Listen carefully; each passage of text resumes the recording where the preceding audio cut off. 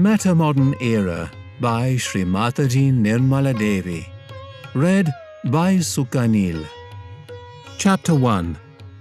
Modernism and Rationality. In the Puranas, the modern times we are now living in are called Kali Yuga, the age of confusion and conflict. Yugas are periods of time, thousands of years long, that recur in a cyclic or spiral progression. Dwapara Yuga is the second age when people begin to lose some of the great qualities they had in Satya Yuga, the first or golden age. Kali Yuga, modern times, marks the lowest point of moral and spiritual consciousness in each cycle. Kali Yuga is followed by Krita Yuga, the age of transformation or actualization of spiritual experience, which leads finally to Satya Yuga, the age of truth or reality, in which the golden age returns, and all man's faculties of spirituality begin to manifest themselves in their full glory once again. Thus, according to the Puranas, humanity has great hope of enjoying Satya Yuga, which will give peace, harmony, and divine love.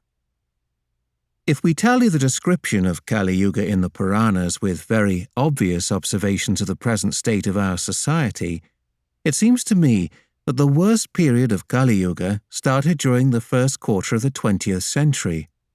It is almost unbelievable how culture and thought have completely changed in such a short time, particularly in the West. In Kali Yuga, all traditional values are more and more undermined and destroyed, and thus there is great moral confusion. There is also a restless seeking for new forms and new kinds of order. According to the Puranas, when the lowest point is reached, the people will have lost contact with their inner sense of dharma, the innate sense of righteousness which is sustained. There will be confusion about right and wrong. Children will no longer respect their parents. Men will think and act like women, and women will become like men.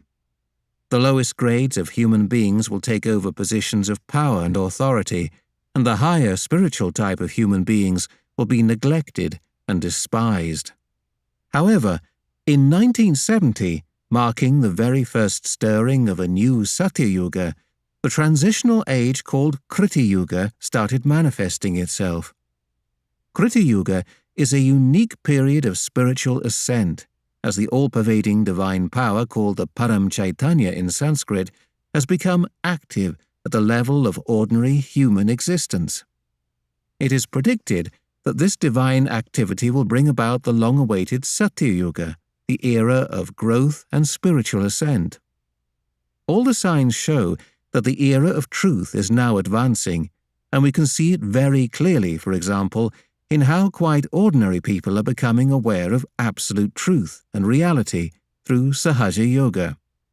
Sahaja Yoga is the spontaneous union of the individual consciousness with the all-pervading divine power through the awakening of the residual power of Kundalini, which lies dormant within all human beings in the triangular bone at the base of the spine, called the sacrum, the sacred bone. Krita Yuga has another characteristic, by which, when this yuga is manifested, the falsehood of all outside religions, religions that do not follow the teachings of the Incarnation who founded them, and all people in power who are unpatriotic and dishonest, will be automatically exposed. All false prophets and cult leaders will be exposed, and all organizations that perpetuate falsehood and hatred in the name of God will also be exposed, because in Krita Yuga, the truth is spontaneously brought out. All corrupt entrepreneurs and false teachers will also be exposed. A second characteristic of Krita Yuga is that whenever there is a falling away from dharma, the inner divine laws of righteousness, which are innate and regulate both human existence and the whole worldly structure, as well as the manifestation of the cosmos, will arise as a result with a corresponding compensatory effect. This is called the law of polarity, or, in Sanskrit, karma phalam, the fruits of action, which means in practical terms that whatever you have done, you will get the fruits of those actions. As ye sow, so shall ye reap. So in this yuga, all persons will get their karma phalam. If they have led their lives in accordance with the universal and eternal laws of being, dharma, they will enjoy an existence which is harmonious and fulfilling.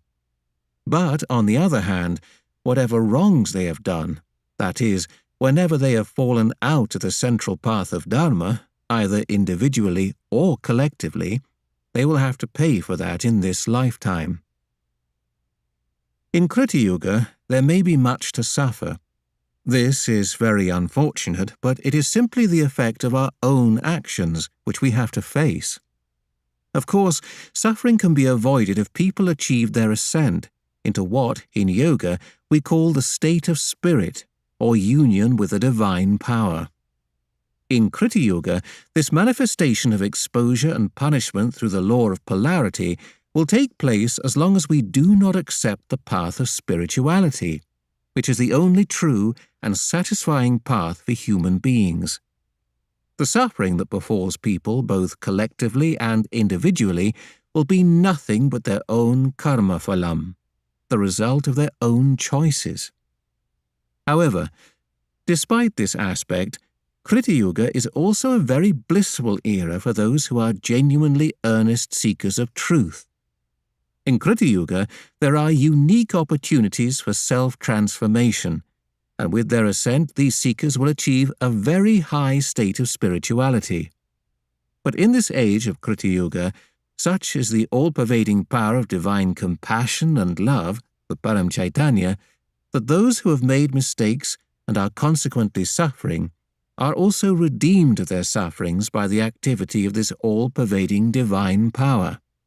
Furthermore, it is said in the Puranas that the residual power, that innate energy which is always pushing us to seek something higher and thus gives human beings their ascent, the Kundalini, will be awakened and will grant self-realization, or knowledge of the highest self, to the seekers.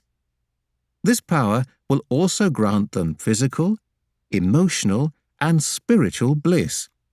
And all the problems which come from our inner being, from the energy centers of the subtle instrument, will be solved through the spontaneous cleansing and harmonizing activity of the Kundalini.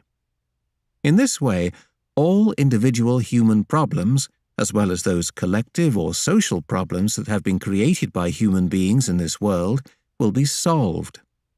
But it is said that this state is meant only for people who, through their ascent, have achieved the state of selfhood. The truths of these ancient prophecies can now be vividly seen. The Indian sage who may be called the pioneer in this field was the first great astrologer, Bhrigu Muni. In his book, Nadi Granth, he made clear predictions about these modern times. He also specifically predicted how the Kundalini would be awakened spontaneously through Sahaja Yoga, that is, spontaneous union with the divine, and become the means of both individual and collective transformation on a mass scale through the teachings and incarnation of a great yogi. This yogi would be an unparalleled master of the Kundalini and would teach all the people the ancient secrets of self-transformation. These are the times described in the Holy Bible as the Last Judgment, and in the Quran as Qiyamah, the resurrection time.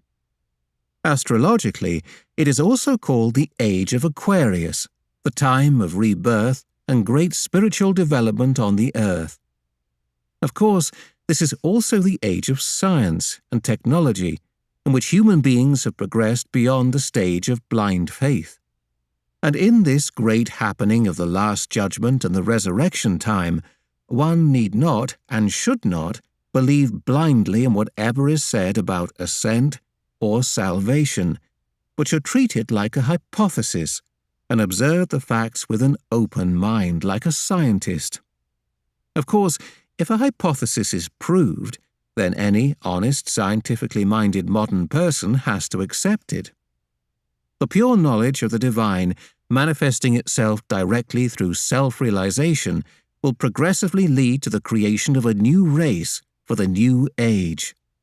This knowledge is not then for very few privileged individuals as it was in the past, but for the benevolence of the whole world.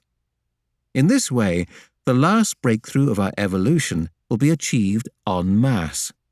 The entire human race can be renewed and transformed. Dharma, righteousness, will once again be universally respected, and human beings will live in peace, harmoniously with themselves, with nature, and with each other. The manifestation of Krita Yuga may not yet be apparent to the majority of human beings, since Kali Yuga is still manifesting itself throughout the whole world, but it seems more so in the West and in a much deeper manner. However, in India, and in many other so-called developing countries where Dharma is still respected, Kali Yuga has produced a style of life which is no longer so traditional and dharmic, especially in the cities.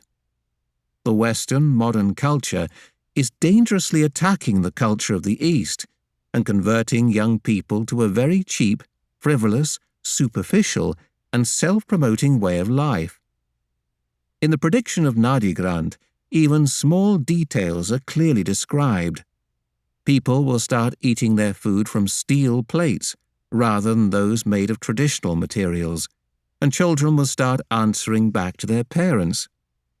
However, India has the advantage that faith in the divine is not as strongly challenged as in the West, where many take to destructive practices. They are more prone to vulgar and immoral practices. In India, this faith, this innate respect for the existence of divine laws and universal harmony in the cosmos, existed in many people. In the unspoiled state of innocent childhood, practically every human being has a natural and direct feeling for the existence of God Almighty. But, as time passes, this faith may be deflected and people start believing in other powers, political, economic, or social. Pure faith in the benevolence of the divine can also degenerate into destructive forms of religion like orthodoxy, fundamentalism, sectarianism, fanaticism, false gurus, black magic, and witchcraft. As time progresses, persons may, for many reasons, even cease to have faith in anything at all, even in themselves. This is largely the case in the West today, and it is only in countries like India that we may find that pure faith in the divine is still quite intact in the lives of the people, mainly in the villages. It may, of course, be true that even in India, the effect of Kali Yuga has penetrated up to a point, but it has not yet crossed that limit of innate righteousness, of faith in God, so that what Western people would call the Antichrist style of life is not accepted in the day-to-day behavior of the ordinary people, as it is in the West. Of course, not all Indians have preserved their innate sense of spiritual wealth, and many have taken to the Western style of life in the cities, even though they may have been born in India and imbibed some of its respect for traditional values and ancient wisdom. It is ironic that what is so attractive about the West to certain Indian minds is its apparent affluence. India was, of course, herself once fabulously rich, but became a poor country as a result of foreign domination, and even after independence has continued to be poor. The British left many legacies, some good and unfortunately many bad, but apart from the so-called intelligentsia that is westernized, the ordinary people of India never recognized them. However, with the departure of the British after 300 years of a divide-and-rule policy, the country was partitioned on the basis of religion, and this created an atmosphere of anger and hatred in some areas where fundamentalism and violence could easily take root. But despite all these setbacks, Indian society did not accept much change in the traditional way of life in the country. The traditional values continued to be respected, and faith in the divine and in the innate righteousness continued to be very much accepted in post-independence India, as in the past. However, since independence there have been many hypocritical and unpatriotic people who have taken advantage of the innocence and the simple citizens of India. They appear mostly in the bureaucratic, political, and economic spheres. The lives of such people do not reflect in any way the general lifestyle of most Indians, which remains firmly rooted in traditional wisdom. One might well find that many of India's problems arise from the actions of these impostors who are in charge of the country's welfare. Fortunately, India has had very few intellectuals like Sigmund Freud or the Marquis de Sade, who could produce yards of mental projections to instigate change for the sake of change and defend the destruction of traditional values and the disintegration of society as they have in the West. On the contrary, India has produced many great men and women of noble ideals who have been upholders of truth and of traditional wisdom. India also, luckily, did not face any major wars, and the history of India has been made spiritually rich by saints, seers, great kings and genuine social reformers, who are still deeply respected and venerated by the ordinary people. They were all men and women of great learning, of great character, and of great spiritual standing. For example, Mahatma Gandhi, who was himself a realized soul, created a whole generation of very great patriots. Like Gandhi, they believed in one universal religion which encompasses all the principles of the great religions of the world. After self-realization, it is easy to perceive the truth that all these religions were born on the same tree of spirituality, but that those in charge of each religion plucked the flowers from the living source and are now fighting each other with the dead flowers of merely partial truths. Unfortunately, most of the patriots of Gandhi's generation lived only for a short time and could not take their rightful place in the political life of India. However, since most religions in India are not organized, everyone is free to follow whatever faith he chooses. Even Hindu fundamentalism is more nationalism than fundamentalism, and the traditional faith in one universal religion is still very strong among the people. In this way, the values of traditional society have remained basically intact. India's main problem has been that of poverty and industrial and economic underdevelopment after 300 years of British rule. It is not like England, where the Church of England is the only real authority as far as religion is concerned. France, said to be the eldest daughter of the Catholic Church, is regarded as a secular state. Yet despite all the illegal activities and horrendous crimes of the Catholic Church that are being exposed everywhere in the world, France has an organization called ADFI, the Union of Associations for the Defense of the Family and Individual, which can influence the justice of most of the countries in Europe. Unlike Europe, there is no official religion in India, which could call any other faith a cult or sect, or brand it as undesirable without finding the truth. People are allowed to follow any religion or ideology they choose. But the negative side of this open-mindedness and religious tolerance is that people can follow any nonsensical paths they like, or take any kind of person as their guru. Luckily, all these false gurus are very greedy, money-oriented people who get attracted to the West. That is an advantage of being a poor country. But in countries where there is an official state religion, the freedom of human choice is completely restricted, and people have no choice to think about the insights of other paths that might help them in their ascent, or of gaining anything more than the official religion can deliver. Consequently, they either stick to their blind faith or fall into some false path, cult or sect. The orthodox religions have tried to combat the freedom of the early agnostic tradition, which did not care at all for official dogmas and creeds, but took to truth wherever it found it, and aimed only at direct knowledge of divine reality.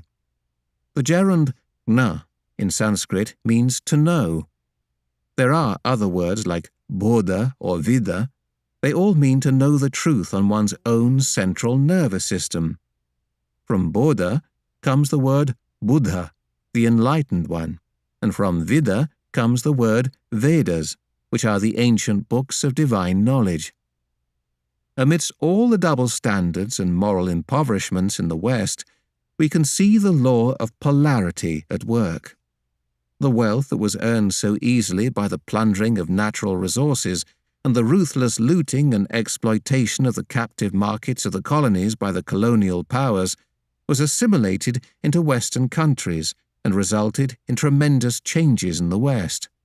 Great material prosperity, but also a gradual loosening of the ties of traditional culture that enable human beings to know easily the eternal values of Dharma. These profound changes have seriously undermined traditional culture in the West and have even left their mark on the cities of many underdeveloped countries. This is because a very subtle undercurrent of materialism brought forth the gross Western culture of today.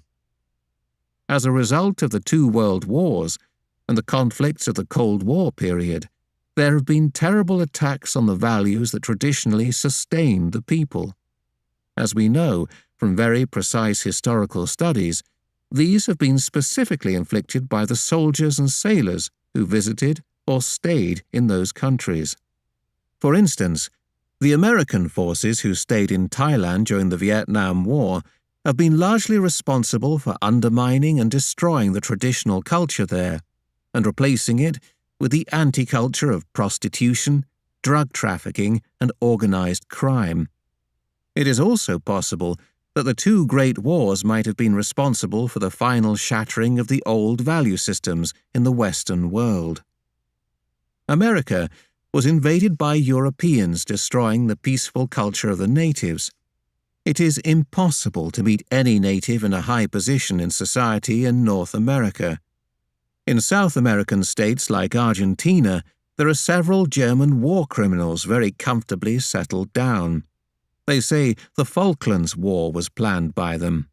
I asked them, "How did you reach here, all the way from Europe?"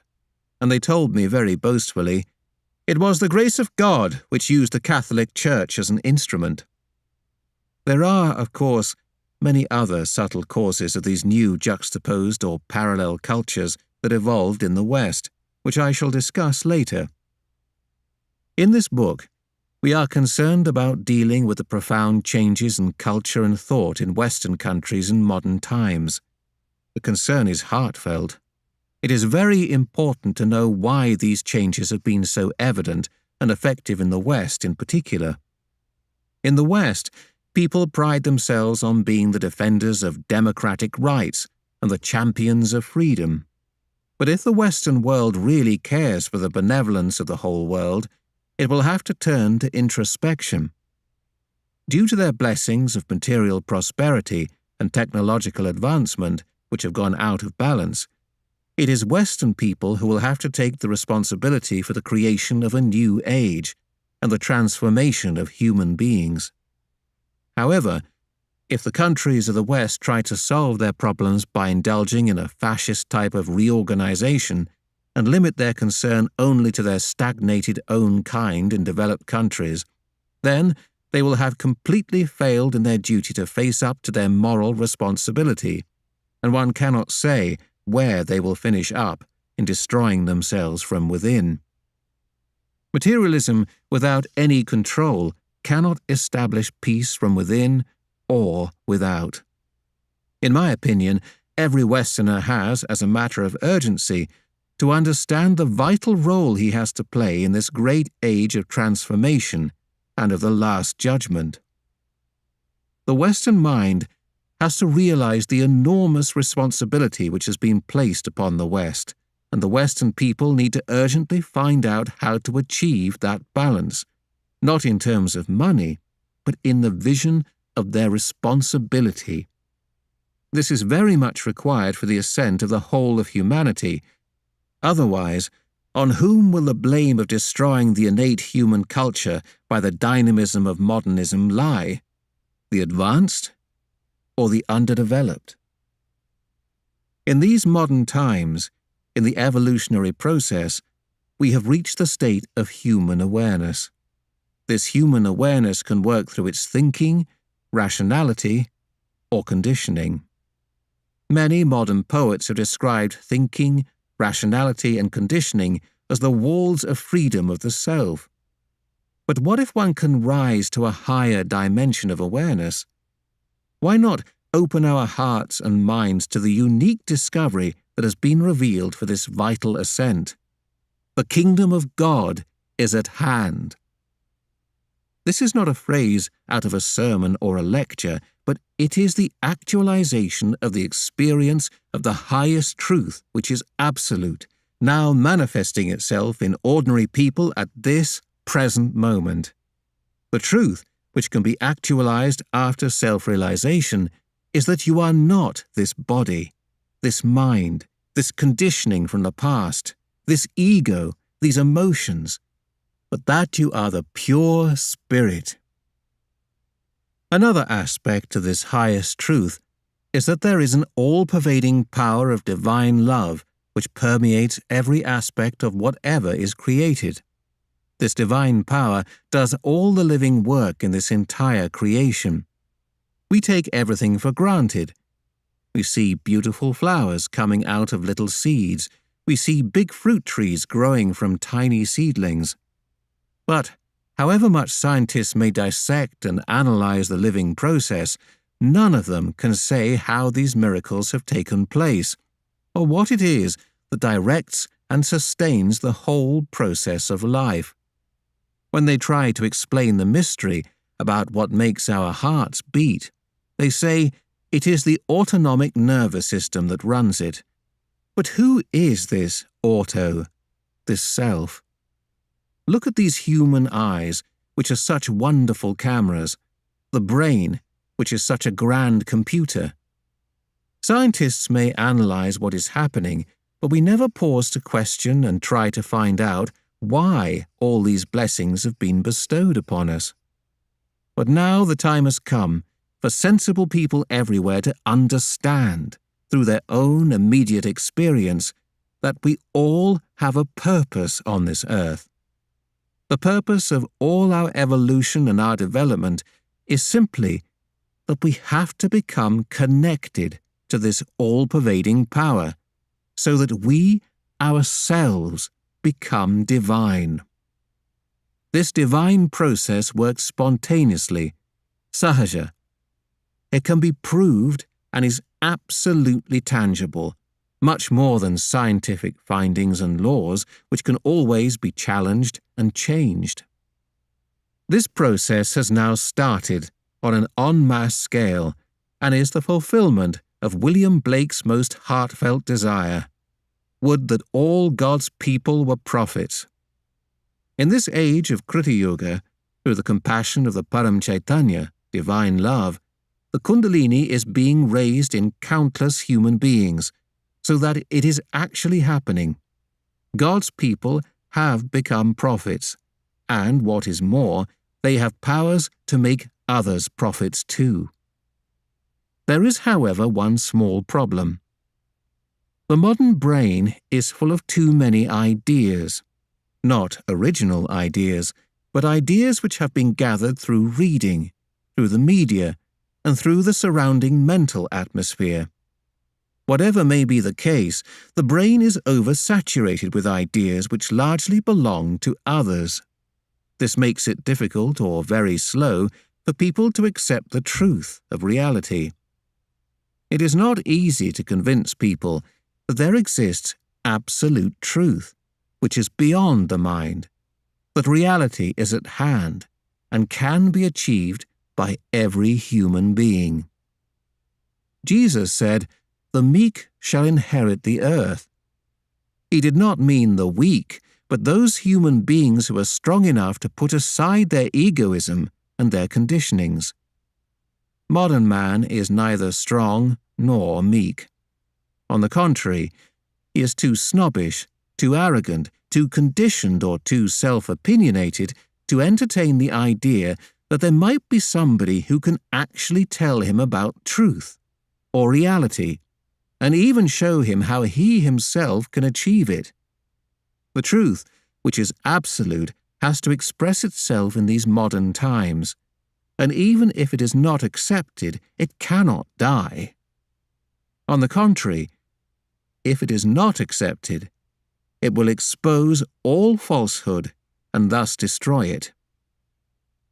If the absolute truth is not accepted, it will destroy those very brains that reject it because they will take to other alternatives. In most cases, they will take to self-destructive lifestyles. They have accepted wrong ideas that originate from those many human beings who are teaching falsehood in the name of truth. It is an extraordinary thing to witness, but to approach the subject of absolute truth compassionately, one has to really beg people to listen, to hear about the truth, that they all have their divinity intact, and that it can manifest itself in the great event of their ascent through the Kundalini awakening. It is such a great pity, I must say, that this kind of convincing and cajoling of the complicated Western brain takes such an unnecessarily long time. It is quite ironic that those leaders and teachers who are fake, who are modern anti-gods, who are against the divine, who are for the destruction of human beings, actually become very successful and achieve a worldwide following in such a short time. It is also true, however, because of the activity of the Param Chaitanya and law of polarity, that false teachers are revealed in good time for what they are, and all the false ideas perpetrated by them are being exposed and destroyed very quickly.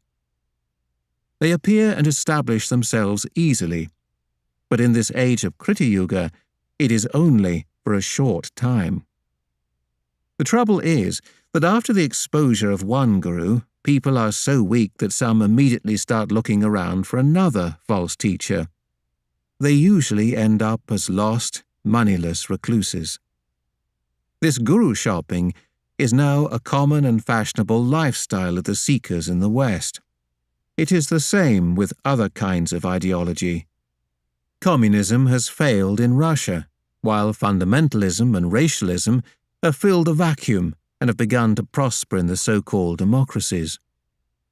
For those who are really in search of truth, it has to be accepted humbly that so far one has not found it, and indeed cannot find it on one's own. In the East, it is common knowledge that if you seek the highest truth, you have to become humble or meek, as Christ has said. This is extremely difficult for the Western mind to accept, because it means going beyond the ego. A Western gentleman who had come to me for the first time to learn Sahaja Yoga found that it was very easy to get self-realization without any effort and without paying any money. He was so filled with ecstasy that he went out into the garden shouting, "I found it!" When he came back, he was nearly dancing with joy and said, "Now I'm going to write to all my friends who have been ardently seeking the truth for ages to tell them that I have felt this all-pervading divine power as the cool breeze of the Holy Ghost on my fingertips. Now I know that the truth is that one has to become the Spirit, and that the all-pervading power of God's love exists, which we all have to feel through this evolutionary breakthrough on our central nervous system. With full confidence, I will tell them that it is a living process, that you cannot get it out of books, and that you cannot pay for your evolution." He got very excited and wrote many letters to his professors, his friends, and his colleagues, who had all been discussing and reading books about seeking day and night for many years. To his great surprise and disappointment, the response was rather lukewarm. Some did not answer him. Others answered saying, "All right, we are happy that you have found it, but we have to seek in our own way. We hope that we will also find it, but in some other way." Some could not believe that it was so easy. Others said, "You can't lead a normal life and find it. Because of one's bad deeds, one has to suffer and detach oneself from society, from all human ties, before one can even begin to find it."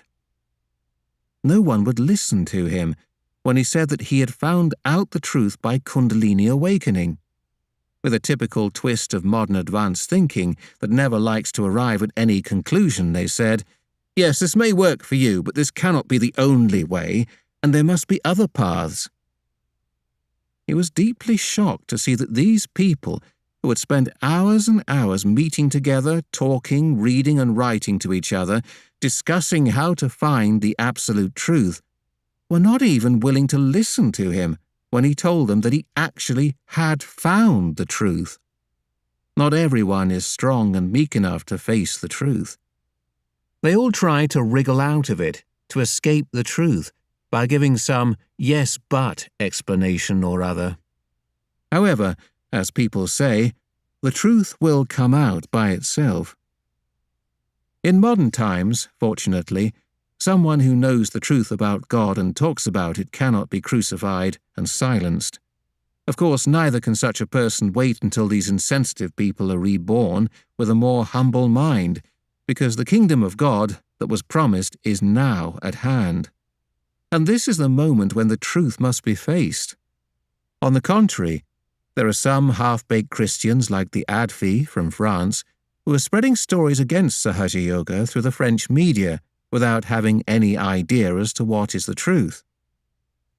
Unfortunately for many in Kali Yuga, like the friends of the Western gentleman who wanted to shout about truth from the rooftops, seeking has developed its own momentum, and people don't want to give up the activity of seeking, even when they come face to face with what they are looking for.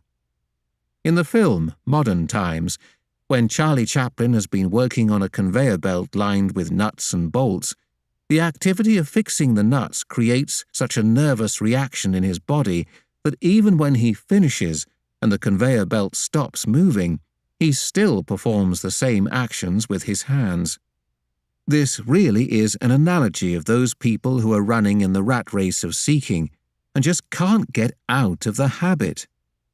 In this way, the seeking of truth has that nervous reaction which can no longer be controlled by putting the brake on or pausing for a moment in order to listen to someone who really can say how one finds the absolute truth. For the knowers of truth are always faced with blank incomprehension. As the poet Kabir has said, "How can I explain what I know and see when the whole world is blind?" Of course, since Kabir's time things have changed, and at this present moment I cannot say that all the world is blind, because there are thousands and thousands who have come with open minds to know about absolute truth through Kundalini awakening. Surprisingly, there are now quite a number of these realized souls. In this book, we have to discuss the profound changes which have taken place in the West during this Kali Yuga, both negative and positive. We have spoken about the decline of Dharma, about the growing self-destructiveness of the West, but it is also a fact that many, many seekers of truth have been born in the West in modern times. The right conditions developed, especially after the Second World War, when Western society had lost respect for the value system of righteousness and honor that had previously existed. Even faith in the divine itself was challenged, and the seekers had to face a very confused and faithless society that began to arise at that time. Actually, the natural basis of Western culture is challenged by a four-pronged attack. One is, of course, science. The second is the intellectuals, heirs to the tradition of so-called enlightenment. The third is organized religions, fake gurus and cults. And the fourth one is the most powerful of all, the money-blinded media exploited by the entrepreneurs. The consequences of the aggression which Western powers indulged in through colonial conquest and exploitation eventually had to be faced through the law of polarity, and the West has had to reap the fruits of its former collective actions, karma phalam. This is another blessing in disguise of Kriti Yuga. Whatever wrongs have been done by one country to another have to be faced and paid for collectively by the aggressor. Of course, one also has to face individually the fruits of one's own actions. Many nations felt guilty about imperialism and colonial exploitations and admitted as a nation that it had been a mistake. But those whom they had aggressed and suppressed became vindictive, for violence begets violence. So the chain of aggression and exploitation caused a derailment of the whole world, leading to the so-called divisions, North-South divisions, the divisions of the world into developed and underdeveloped, rich and poor. How can Western nations, and indeed those they exploited, get out of this guilt-hate phenomenon? The vicious cycle of aggression, guilt, self-hatred is extremely destructive. It has to be said with complete clarity, it can only end when these nations know the absolute truth of divine love. Only the actualization of their ascent can save people in the Western world from inner destruction through guilt and self-hatred.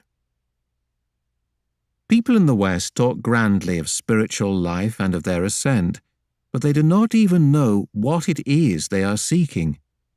Thus, at the end of the great age of imperialism around 1918, with the beginnings of what is called modernism, an ignorant society thirsty for spirituality started seeking and suffering individually and also in groups through the phenomenon of war, making every kind of effort and trying out all kinds of methods to break through to reality. Many seekers were born at this time, but were destroyed in their own ignorance after succumbing to false teachings which promised much and gave nothing in return but financial ruin and psychological dependency. The law of polarity was at work here too. With the re-establishment of the pseudo-affluence of the 60s and 70s in the West, a few cunning people in India, hearing the news that there was a market for seeking, decided to loot Western people of their excessive affluence. Many real antichrists came to Western countries, but especially to wealthy America. They set themselves up as very active gurus, offering false spirituality for sale. Anxious to exploit the restless, earnest seekers, they deftly stripped them of their wealth while destroying them in the bargain.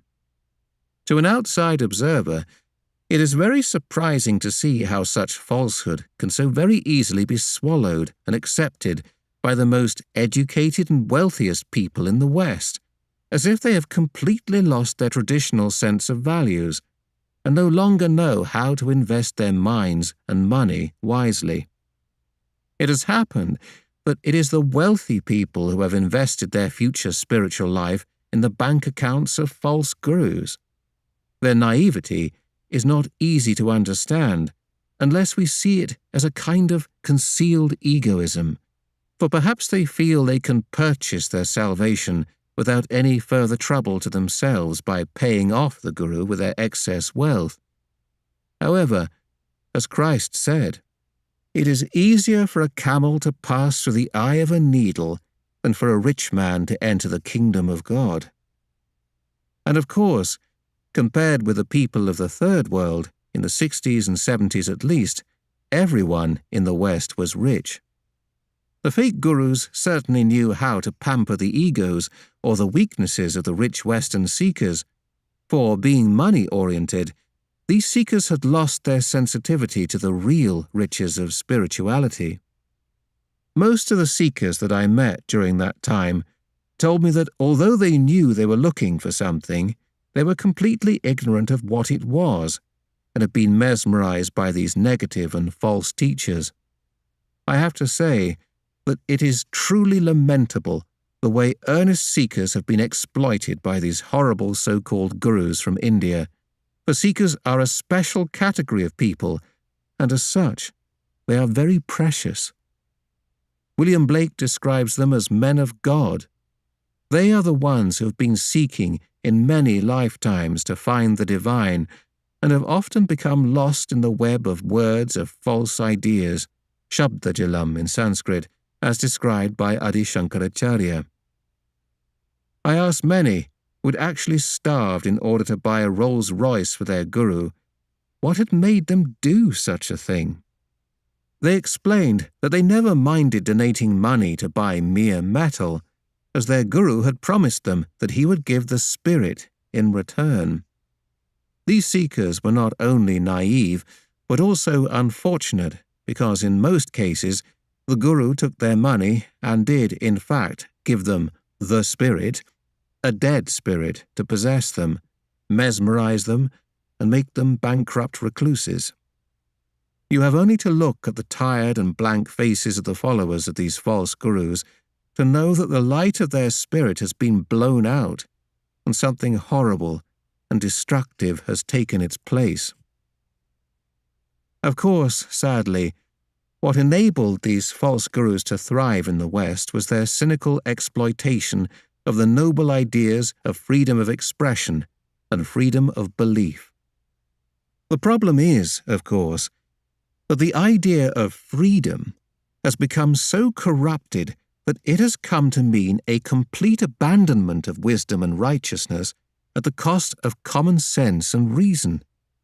Liberty has become the abandonment of all life-sustaining value systems and the freedom to go in for self-destruction regardless of the cost. The so-called gurus knew that the most valued commodity in modern times was no longer real freedom, the freedom to live and reach our highest potential as human beings, but, quite simply, money. So these cunning people freed the seekers of their wealth and also their health. There was a guru who used to send seekers to the Gobi Desert to find nirvana. This is the surest way to get rid of the seeker and obtain all his properties and belongings. Money in modern times infects all kinds of so-called spirituality, and it has been claimed that even the Vatican counterfeited $9 million notes and distributed them through the Vatican Bank, the Bank of the Holy Spirit. Unfortunately, in these modern times, it would seem most religions are being run on the same money orientation or power orientation. So now let us look more closely at what these modern times have brought us, what they have changed in us, and why we have accepted these changes. Generally speaking, the present times are called modern times. It is quite a funny thing, but in modern times, it takes no time at all for anything to become out of date, old or antiquated. Thus, modern means presently new, or new at the present moment, which means that whatever is modern has only a very limited existence, and that the state of being modern is momentary.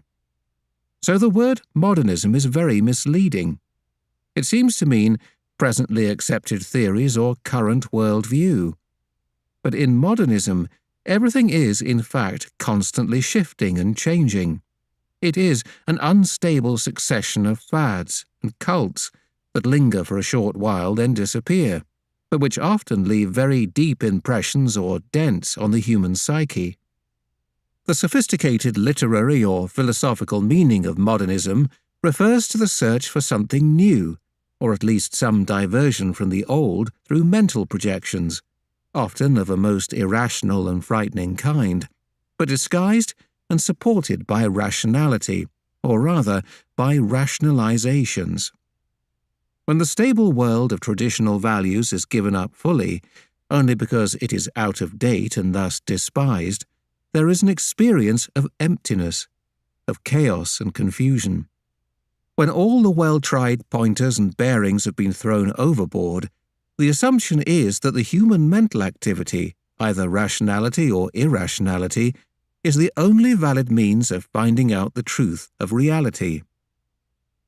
Modernism has given rise to some very curious examples of the exploitation of irrationalism to find the meaning of life or the reason for existence. Psychology, surrealism, Nazism have all risen out of the irrational side of human mental projections and have been dressed up with a veneer of rationality. But unfortunately, rationality, whether it is being used consciously to cloak irrationality or under the illusion that the linear constructions of human thought can lead to truth, is only another mental projection with no substance behind it. and one can never find reality through rational ventures. The problem is that the human mind can use rationality to explain or defend any idea, wild or profane, sane or insane, constructive or destructive, and develop it in any direction for any model, pattern, or construction it chooses. The responses to the great problems of human life provided by rationality are also extremely strange, and, most confusingly, they differ from person to person, because rationality deals only with the relative, and not with the absolute. For example, by rationality one cannot prove the existence of divinity or of divine love, but in reality one can feel it on one's fingertips. Surprisingly, if we consider how important rationality was for the so-called Enlightenment of the 19th century, when we try to evaluate the historical products of rationality, we find some which have proved to be disastrous. The most horrendous social models of this kind of rationality are provided by Hitler, Mussolini, and Stalin. If rationality ultimately is the only driving force behind modernism, then at the end of the day, one should not be surprised if it has to be seen that modernism consists of the limitless vagaries of the human ego, leading to sheer nonsense and idiocy, and even to sufferings and catastrophes. Rationality is most prized, of course, as an analytical and critical tool. But individualistic rationality can be extremely cunning and manipulative, particularly when it challenges the ego of another modern thinker through criticism. Truly creative writers and thinkers have always suffered at the hands of critics. The critic has no creativity of his own, and perhaps out of jealousy or a sense of inferiority, spends his time analyzing, attacking, and attempting to destroy what has been created by another. He thus wastes the energy of the other ego and bloats his own ego in the bargain. However, even though the rationality of one person may not necessarily challenge the rationality of another person, and even though it may not be used in an aggressive way, it still can never give a clear-cut idea as to who is right and who is wrong.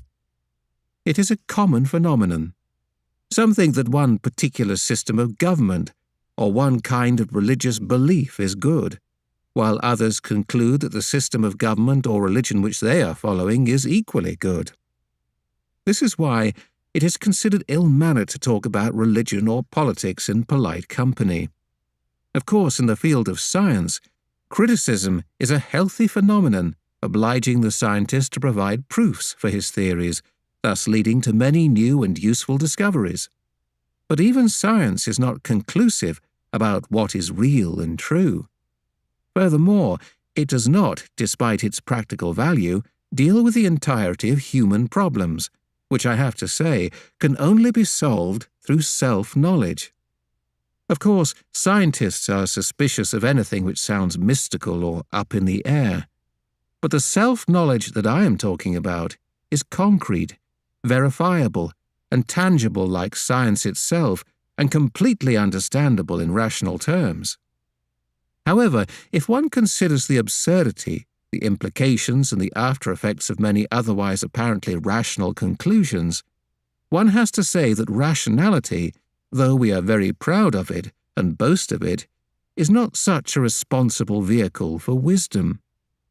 In view of the unreliable results of applied rationality, it is clearly wrong to have any such firm ideas and beliefs based solely on rational theories. There is no final answer to fundamental questions through the use of rationality alone, because discussion shows that each view may be partially right. One cannot definitely say that this one is fully right and the other is fully wrong. In our wisdom, we must understand that the truth, in effect, is absolute, and not relative or variable as we commonly experience it, like the 6 blind men describing an elephant from 6 different angles. One, holding the trunk, says, "It is long, like a snake." Another, feeling a leg, says, It is massive like a tree. Each has a very firm and indeed justified faith in the correctness of what he has found. But one contradicts the other because each has only a partial and relative view. Of course, rationality is not even as firmly anchored in reality as the blind man's perception. One may not even be in contact with the elephant, but perhaps indeed with the trunk of a tree, a piece of hanging rope, or a poisonous snake. Unless you have access to the absolute truth, which is a totality, unless you can see the whole elephant, how can you decide whether your view is the right one? However, there are many who may profess untruth with great confidence, proclaiming their authority with great pomp and circumstance, but they become aggressive, violent, or even murderous if they are challenged by others, as the actions of many so-called religious fundamentalists amply demonstrate. Moreover, all kinds of cults, which appear to be very benevolent from the outside, teach the seekers that this world is coming to an end. The disciples of these kinds of cults may become fond of violence and start killing people outside the cult as the great warriors of the god of destruction. Some of the fake gurus kill their own disciples to plunder the money, which has been looted by the disciples, who are expert thieves. Some of them who talk of the end of the world do not allow the disciples to marry. Some rape their female disciples who become pregnant and kill their unborn or newly born children secretly. Secrecy is the key word of all such world-ending cults. Only on the firm foundation of absolute truth can one have complete confidence and an absolutely peaceful, non-violent stand in the face of the relative world of uncertainty, contradiction, and confusion. Such a person, like William Blake, is an example of what is truly meant by the word saint, a person who states the truth simply as he sees it with his higher vision, and does not react vehemently or violently to contradiction and scorn, but pities his or her aggressors for their blindness and ignorance. However, in modern times, what impresses one is not a simple and unassuming statement of the truth, but superficial showmanship and display. When I was on a lecture tour in the USA, the television interviewers in Boston asked me how many Rolls-Royces I had. When I told them I did not have even one, they actually refused to interview me because I was not in the business. Of course, I do not blame the Boston TV people, especially as they work in a society in which the power of money is the ultimate criterion. This is how you have to survive if you want to get somewhere in the turmoil of modern society, where rationality and egoism have become like two fixed blinders on a horse whose body has no substance but money. Now, because of the natural limitations on the power and scope of rationality, a person who can say with authority what is absolutely right or absolutely wrong has to be an enlightened person. It is beyond the normal limitations of the human mind to say something about truth so emphatically. And if such a person not only announces but manifests that truth as reality and expresses it in his life and work, then one should, after all, pay serious attention to such a personality. Such a person is a saint, or a seer, a greatly evolved soul whose unique individuality is free of all taints of egoism or conditionings. He is, we might say, meta-modern, and does not care for the limitations of rational understanding. He does not care for the norms imposed by the cult of money or the power of the orientations of fads and fashions in modern times. To a merely rational person who thinks that all ideas are merely opinions, such a person may appear to be an egoist. But the test is that through his lifetime he will not do anything that jars or that is considered sinful, or anything that goes against human benevolence, nor will he create destructive ideas in the minds of the people. On the contrary, Whatever he does is constructive and compassionate and creates peace over his entire area of activity. Because it serves the interests of a fuller and more perfect life and promotes human ascent, his work is of an eternal and absolute nature. It is important to verify exactly what rationality is, this vehicle and basis of modern life. If we can understand its value and its limitations, we shall be able to enjoy whatever fruits it can offer while avoiding the pitfalls it puts in our way. Firstly, rationality is not necessarily empirical. It doesn't necessarily conform to the facts of human experience. And if the beginning of the thought or theory is not rooted in reality, the end or the final results of such a thought or theory could well be disastrous in practice. When such rationality becomes collective, then it is extremely dangerous.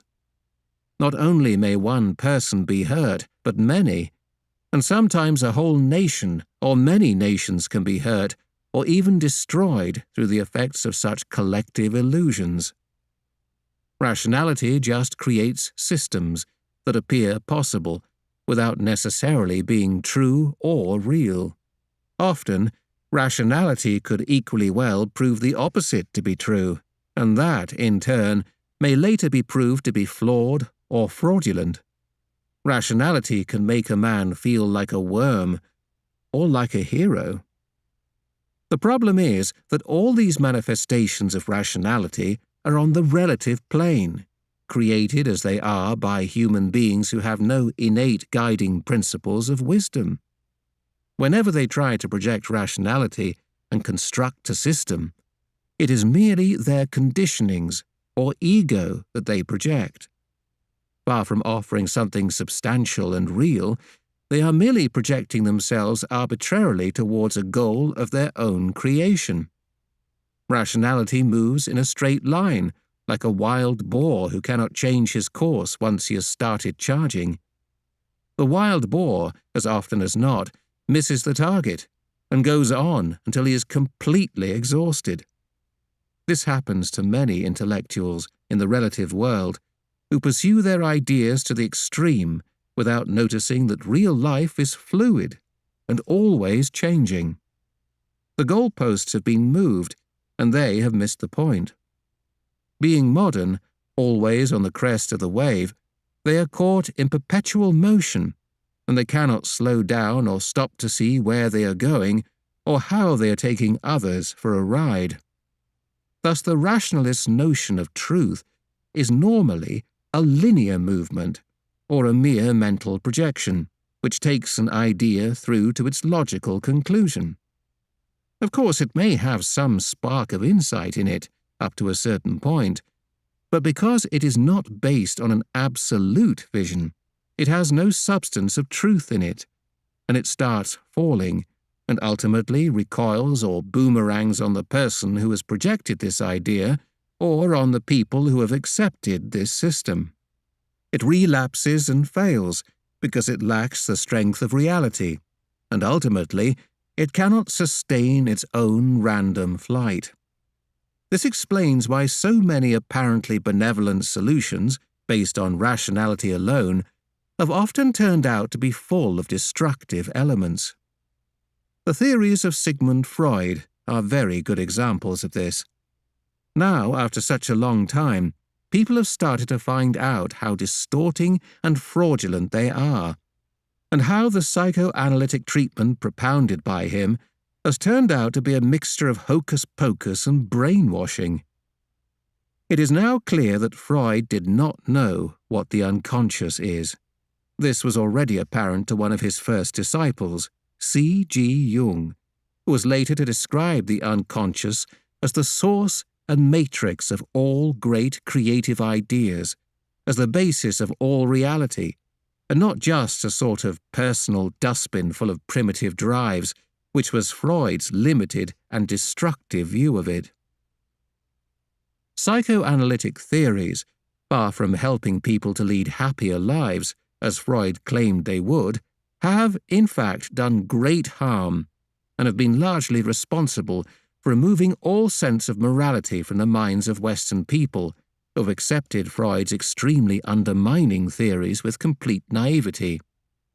They even congratulate themselves on overcoming their resistance, which is the natural revulsion that all normal human beings feel towards Freud's central and favorite theme of the so-called Oedipus complex, and have swallowed whole Freud's personal obsessions without feeling sick. If Freud had come to India to propound his theories, he could not have survived the anger and wrath of the people who have an innate sense of chastity and morality, an understanding of what is good and true, and above all, a very deep respect for motherhood. Why did our Lord Jesus Christ say on the cross when he was dying, "Behold the mother," meaning look out for the mother? It is one of the main teachings of the profound traditional wisdom of India that the primordial mother is the origin of all things, and everything tends to flow naturally back towards her. It is only in the great happening of Sahaja Yoga that it is possible to fully understand what it means to enter the body of the mother again, the ocean of peace and compassion, as the enlightened cell in the purest form, as the drop becomes the ocean and becomes part of the mother's living body. Freud was a man with a very small, ignoble mind who tried to reduce everything, including these great truths, to the puny dimensions of his own perverse obsessions. Fortunately, in India, not only the learned, but even ordinary people know what reality is. It is described clearly in the ancient Puranas who is a false guru and who is a true guru, and what is right teaching and what is wrong.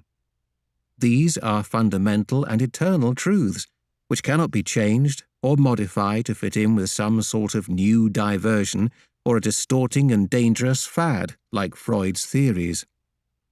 Reality and truth are not products of rational or linear thinking. They are derived from absolute wisdom as it manifests itself spontaneously, coming from the light of the spirit.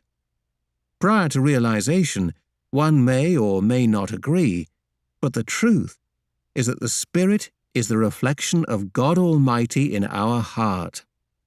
Only after self-realization, and only then, there is a direct experience of the spirit. It then manifests its powers in the human personality, and its light enlightens the consciousness into a new awareness. The divine intelligence of the spirit radiates on all sides. It does not have a linear movement like rational thinking. It is not partial, tendentious, or manipulative, but is simply like the rays of the sun. It enlightens every area of darkness and ignorance. The power of glowing reality radiates from the spirit on all sides and penetrates into all the deepest questions and problems. The power of the spirit is unlimited, and it continues enlightening every area, even the most difficult and obscure.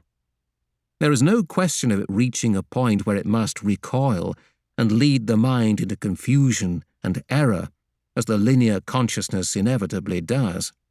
On the contrary, it enlightens wherever one's attention goes, and one sees reality with complete clarity in a balanced and tangible way. That is because reality is what it is. Unlike the limited ego, blind consciousness, the spirit neither wishes nor needs to manipulate any idea to fit in with rational projections, to suit the demands of an argument or of some mental construction. The trouble is that truth cannot compromise. It stands on its foundations of deep, pure love. This is why the one who knows the truth sometimes shuns other people. He cannot adjust his vision to fit in with the most popular, successful, or fashionable ideas of others' rational projections. He stands on the pedestal of the absolute, and he knows that beyond the confusion and chaos of the rationalizing modernizers is the realm of reality, the absolute truth. He knows that this reality cannot be achieved by rationality within the limitations of the ego, but by our ascent. This is not something imaginary, but the actualization of the experience of our soul, or the spirit. The spirit is like the steady axis of a wheel. If our attention reaches the immovable, firm axis at the very center of the wheel of our existence, which is constantly moving, we become enlightened by the spirit, the source of inner peace, and reach a state of complete calm and self-knowledge. However, when our awareness remains attached to the ego on the periphery of the wheel, there is a continuous movement in the normal course of our lives, and we live on the level of a merely relative understanding of the turmoil that surrounds us. Apart from this limiting effect of the ego, all kinds of desires, expectations and conditionings also affect and distort our consciousness, reaching our superficial physical or mental senses, causing strain, stress, and complete exhaustion. In contrast to this, the innate quality of the spirit raises us above all artificial, unrealistic chaos into the realm of pure reality, emitting peace within and also outside in our surroundings. This is not something which can be demanded or forced or paid for. It happens spontaneously through a living process of evolution. After our ascent, the consciousness, which is unsteady and relative, becomes one with the all-pervading divine consciousness. This is because, through self-realization, the spirit knows itself and is completely self-radiant, absolutely confident, and self-sufficient. One can say that the spirit is complete awareness and is therefore supremely aware of its own nature. Now, as I have said, the nature of the intelligence of the spirit is like that of a unique light which emits radiance on all sides and goes on emitting light as far as it can reach, without ever encountering any polarity effect as a reaction. The consciousness which comes from the light of the spirit perceives, transforms, and creates. The intelligence of the spirit is thus neither simply and exclusively the cause nor the effect of anything, but it is cause and effect combined together. It is neither active nor passive. It therefore neither has to manipulate nor to take orders. It has the built-in quality simply to act in order to be effective. We might say, it is, therefore it does. Take the sun's rays. They just fall on a tree and create chlorophyll. This process does not require any intention or mental projection. This capacity to know the real and to be effective is simply built into the spirit. The seed which is put into Mother Earth sprouts because both the seed and the Mother Earth have a built-in quality to produce this effect. It is simply, according to the nature of things, that everything which is truly living works out in a very spontaneous way. Everything naturally tends to become what, in potential, it already is. The mental process, on the other hand, does not have such spontaneous emissions of activity because it is not rooted in the creative source of all things, which is the spirit. Whatever it does is deliberate and ego-oriented, or conditioned and compulsive. It moves in a linear manner, which does not look back nor from side to side. Ultimately, it cannot sustain itself, as there is no strength of truth in it, so it recoils and harms the original idea. For example, take the extreme case of Hitler. who was so convinced by the operation of his own rationality that the Jews were destroying Germany that he propounded a theory that the Germans were noble Aryans, the highest race, and that the Jews were racially inferior. This was a rational theory, but it was nowhere near the truth. How can Germans be the highest race when they killed human beings in gas chambers and enjoyed the horrible sight? There were also very sweet children among those who were being gassed. It is obvious to any human being who has not been blinded by rationality that only the lowest primitive could do that. The final solution of such a rational construction was Hitler's own destruction, because his idea of destroying the Jews was a mental projection, and all mental projections end up recoiling on themselves. The polarity effect occurs when one crosses a certain natural limit in one's mental projection that is confined to the limited range of one's personality and ego consciousness. It then recoils upon the one who started the process in the same way as an arrow which shot towards the infinite but attached to a string will rebound and hurt the archer. Even on a superficial, mundane level, our own daily experience should teach us that we should not pursue our rationality wherever it leads, but rather watch and restrain it within its proper bounds. Rationality has its usefulness, but one should not go to extremes without judging what after effects the polarity of our excessive rationality may lead to. It is surprising, however, that because of the frantic power of the ego, no one finds this lesson easy to learn. Many people have come to me suffering terribly from the effects of their mental projections, and even as I try to cure them, they will justify the thing that is destroying them. So what if I've done that? What's wrong with that? What's wrong? What's wrong? This seems to be the mantra or the constant refrain of modern man. However, if one is ready to learn from everyday experience and does not automatically chant, "What's wrong, what's wrong?" one can achieve the practical wisdom of the middle path, avoiding the extremes. With practice, we can confine our rationality to certain clear limits and so attain our balance. In this way, one might remain a little more alert and unharmed, and one certainly would not destroy oneself or others.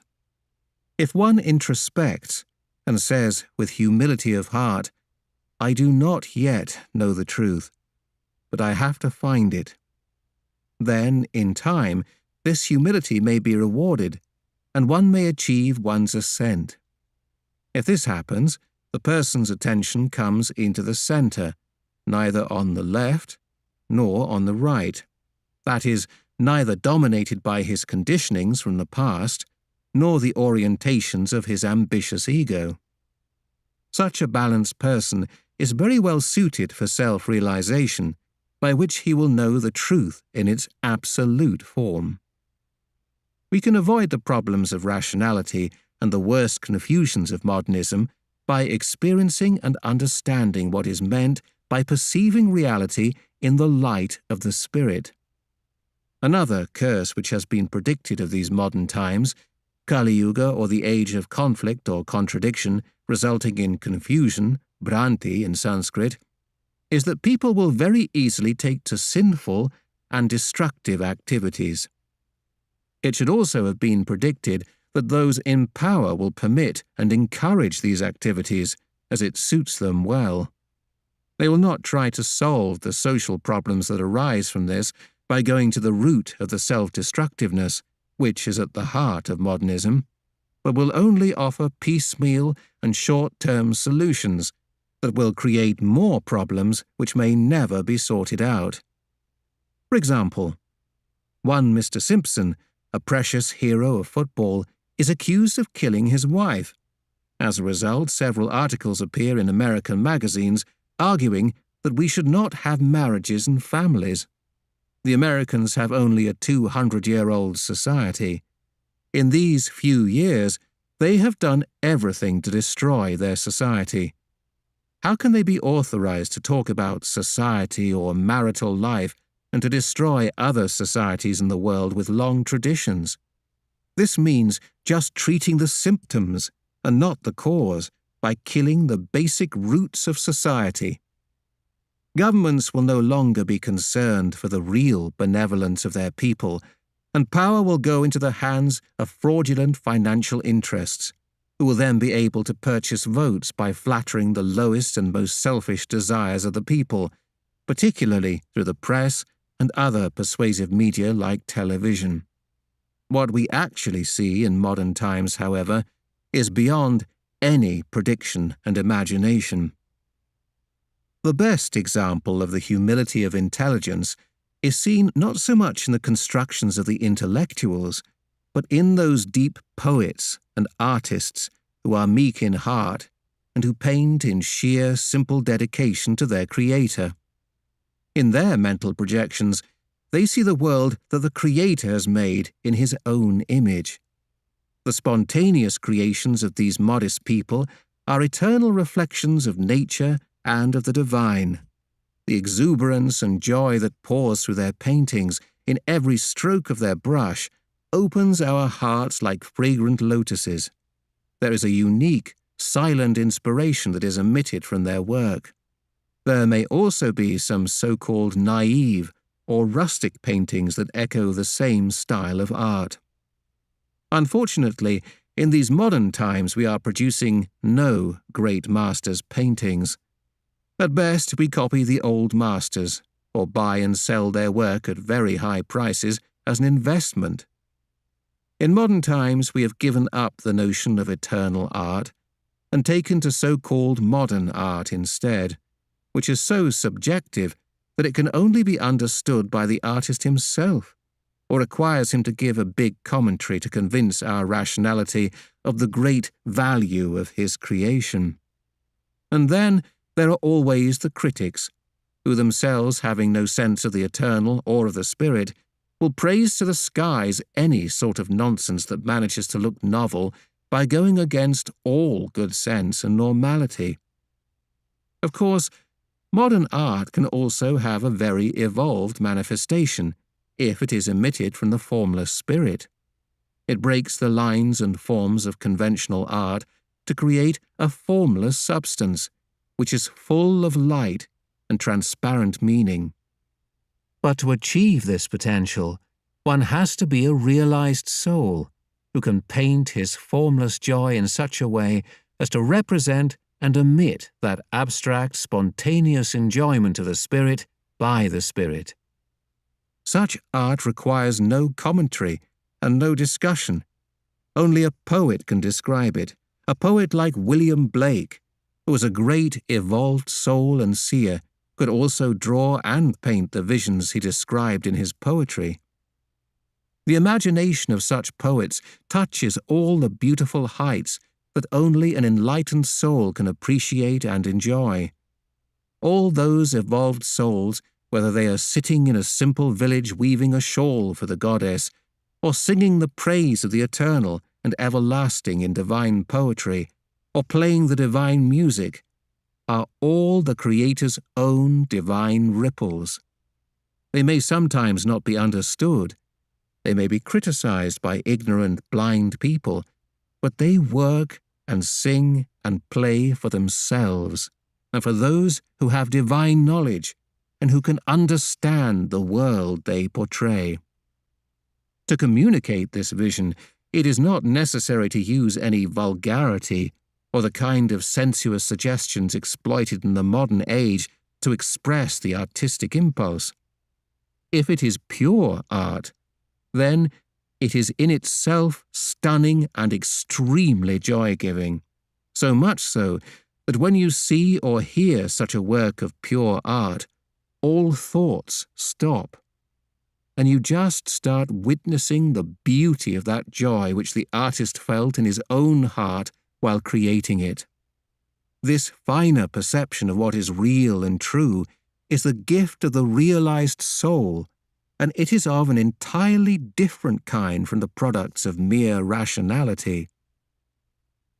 Lacking this finer perception, the intellectual critics, who themselves cannot draw even one line, bring their ego-oriented and limited rationality into play, which gives them free rein to criticize and judge any budding artist, to kill his work and wound and numb his sensibility.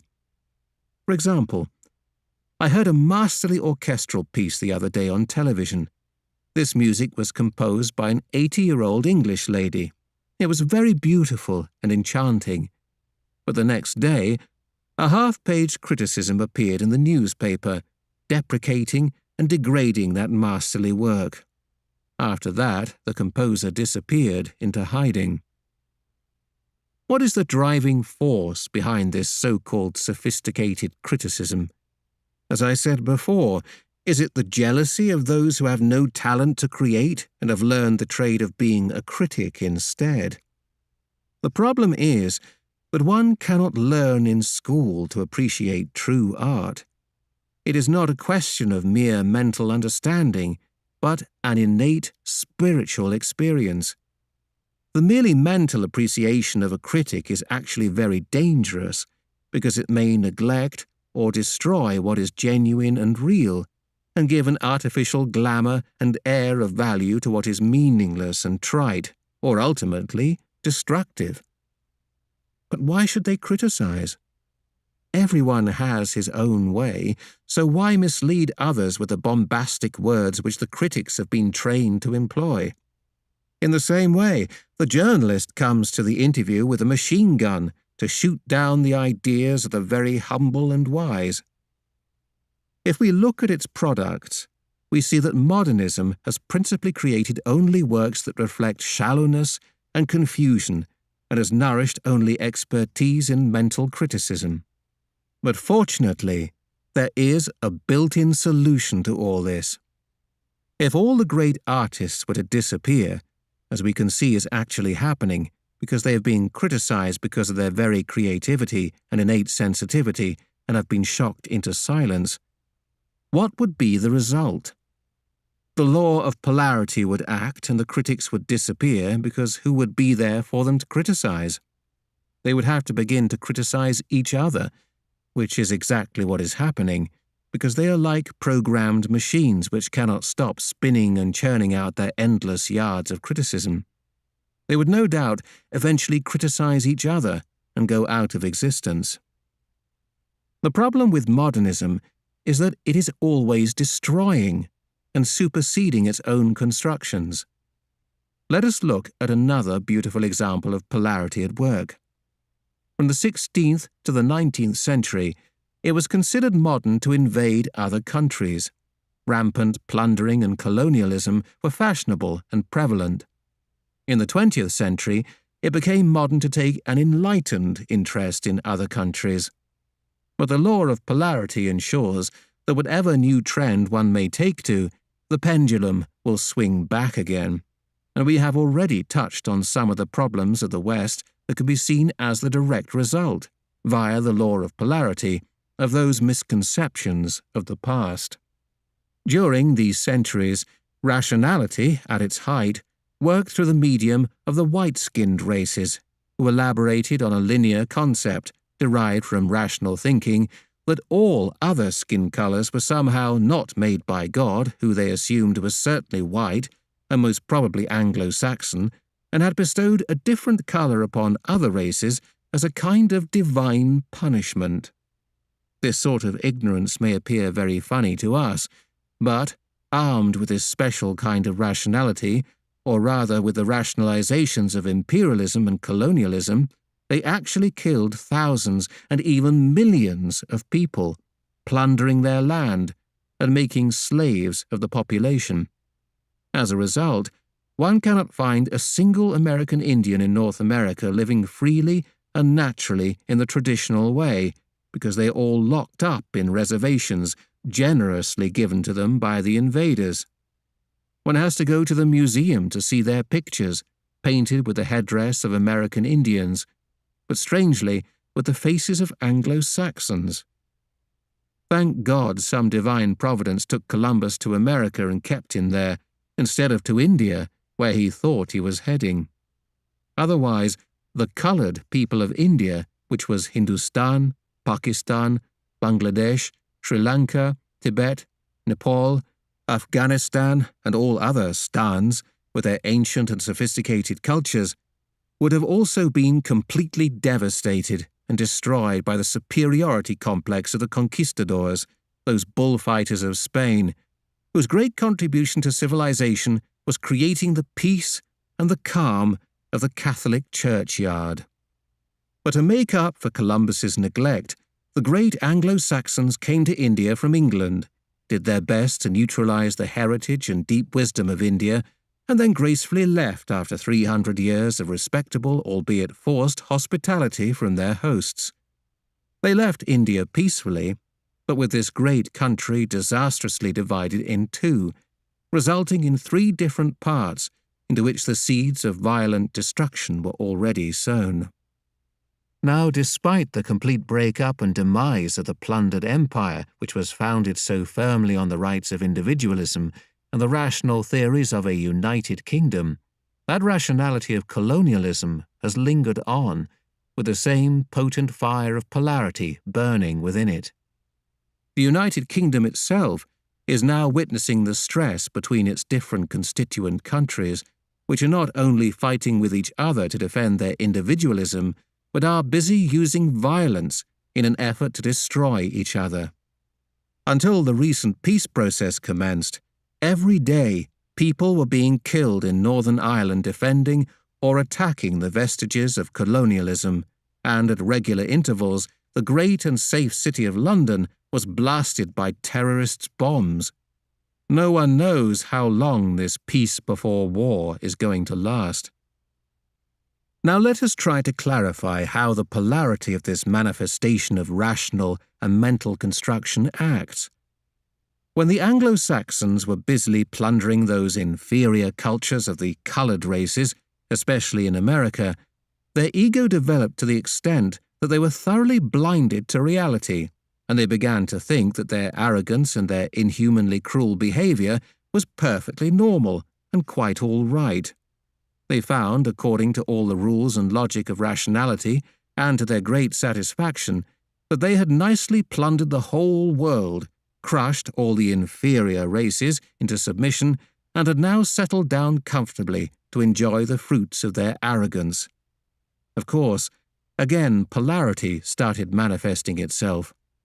America particularly began to prosper, and despite the great idealism of the American Revolution against colonialism, the people gradually became slaves to luxury and the victims of their own egoism. As time passed, they began to treat the non-Anglo-Saxons, all the Jews, Hispanics, Italians, and Russians, as inferior races, and they tormented them as foreigners in that land of the American Indians, which they now assumed was their own. Many, perhaps fired by religious zeal, claimed that it was their birthright, and that they had been chosen and blessed by God to do the great work of destroying the American Indians, who were primitive and did not have white skin as God Almighty most certainly had. Now, the white-skinned people have beautiful cities full of lovely houses and gardens. All the lush forests and fertile lands that once belonged to others are now their own, and they have become the legal masters of those lands and all that they produce. Those people who were killed or driven away simply because they were living on their own lands are finished forever. There is no need to think any more or to worry about them, because everything can be explained and justified through the skillful use of self-opinionated rationality. But unfortunately, this aggression has not in fact finished. By the natural law of polarity, when you aggress other people and destroy them, then that same aggression turns back against you, the aggressor. The same people who once prided themselves on being individualists and intelligent rationalists with a highly developed culture, the same Anglo-Saxons and other arrogant colonizing tribes, are now the first to take to all the collective, self-destructive ventures that are currently prevalent. It is they who so readily indulge collectively in the use and abuse of drugs and narcotics. These drugs are flooding in from lands like Colombia and Bolivia, where the original inhabitants and owners of the land of America, the Indians, still exist, neglected and ground down by poverty. They fled to the higher mountains to save themselves from the attacks of the white-skinned people. It should not come as a surprise to us that their hiding places today are the nuclei of polarity in action. The drugs of the worst type, like crack cocaine, are made in these two countries and are then voluntarily smuggled into the United States by Americans in order to degrade and kill their own people, while the local people do not indulge in such dangerous drugs to kill themselves. They just make drugs, and the whiteskins, like the Spanish, etc., export it to Washington. The results of drug addiction in America are not limited to any one city or to any category of people. They are so widespread that you find indiscriminate killings in the busy streets of Miami or San Francisco or Los Angeles, as if the uninhibited killing of the American Indians by the squatter whites created such a momentum that they are now killing their fellow Americans without rest. It seems that the killing game must be practiced like tennis in order to keep the talent for killing, exercised for so long against the American Indians, nicely up to date. Now they are mugging and even killing people who are more affluent than themselves. So as these developed societies become richer and richer, by another action of the law of polarity, they also create increasing numbers of thieves and more sophisticated mafias, who make money by kidnapping rich people and spreading corruption and misery wherever they spring up. These alternative empires of the mafia cannot be controlled, but can and do themselves control everyone, even governments and politicians. The modern Western world places such importance on making money that money has become a hanging rope around the neck of everyone born under the unlucky star of modernism. However, we should understand that all these thieves and the mafias are there simply to give a counterbalance according to the law of polarity. But theft is not confined to a criminal class. Every conceivable category of people from the top to the bottom of American society is either indulging in corruption, thieving, and looting without any sense of decency or honor, or silently suffering the atrocities of these thugs and vagabonds. They thrive and build up their tribal kingdoms. Violence has reached such a level that if one has to travel to America, one should not wear any watch or jewelry, not even a wedding ring. The eroding and slow destruction of normal human values, the eternal dharma that all human beings spontaneously respect if they are brought up in contact with traditional values, has reached a terrible peak in America, where it is fast becoming the norm that people indulge in excessive drinking and excessive drug intake as a matter of course.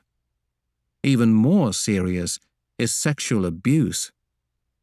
Intoxicated by their so-called freedom, people have lost all sense of decency, natural modesty, and restraint. More and more reports show that they even indulge in the abuse of their own children. Even animals mother their offspring better than such brutes mother their children. It is beyond human conception and condemnation, but it seems that they have become collectively immune to all normal moral values in this violent culture which is covered in the garb of so-called fun. This Coca-Cola culture is full of Halloween-style celebrations, drug-oriented discos, and music that bombards the senses with vulgarity and extreme indecency. How could a poor, primitive Indian seer astrologer envision the future to predict this degraded, immoral state in the modern era? Now, recently, we have heard the news that 200 children have been abused by the police in America. That is, by the very people they should trust for their protection and well-being. In these modern times, children have suffered most horribly. But this is perhaps even worse than a gas chamber death for these abused children, because they have to go on living with such cruel damage done to their young lives. Many Catholic priests in Canada have been destroying innocent children. It was shocking to hear recently that the top priest of the Catholic Church in Austria was charged with the offense of abusing children. His dress was all red in color. I wish he could enter into the arena of bullfights with a very deadly bull facing him. Even the children themselves might feel it preferable to die than to live a life of such devastation. It happened quite recently that a very young girl who was pushed by her parents into the leading role in a horror film about demonic possession committed suicide when she reached adulthood. Perhaps because such heartless people who abuse the innocence of children by doing such heinous things are not described in any predictions, so the West does not have faith in any Indian predictions. They feel very strongly that the ancient Indian astrologers had no clear insights. What about Nostradamus? It is as if those ancient seers could not bear to relate such stark horrors that no one would have believed until this time, the lowest point of Kali Yuga. When I read the news about the abuse of children in America in the newspaper, I was really shocked. An American lady in the next seat, who was also flying to America, was surprised as to why I should be so shocked. She said, "I'm not at all shocked, because if you think about it rationally, you will know that similar things are happening all over the world. Only the American media aren't afraid to print such news." Individual rational justification has been taken to its logical conclusion in these new dimensions of collective thought, or rather of collective escape from introspection. Such careless, irresponsible thinking means avoiding the issue of the dangerous, destructive earthquakes of humanity. Also, it means complete ignorance of the painstaking, respectfully preserved values of the traditional culture. If Abraham Lincoln were alive, how would he react to this kind of society? Thank God, all these great souls are resting in peace. It is only we, the modern people, who have to be shocked all the time by the sensationalism of the modern life. Nowadays, no one seems to be safe in any of these developed countries. This is because everybody is busy using their rationality to explain or justify violence, like the American lady I spoke to on the plane. Or again, with a constant presentation of violence as entertainment in the media, the public is being made shamelessly and inhumanly insensitive to such things. And, as we see, people are quite brazenly happy to make money out of all kinds of horrible things. They have no time to bother about anything else. Even those who have enough money are so greedy that they want to have more, by hook or by crook, from those people who are supposed to have more than them, and even from those who have less. For someone from a different culture, it is a sin to speak about the public abuse of drugs, particularly of alcohol. Drinking alcohol has been elevated by the Anglo-Saxon and European races almost to a great religious practice.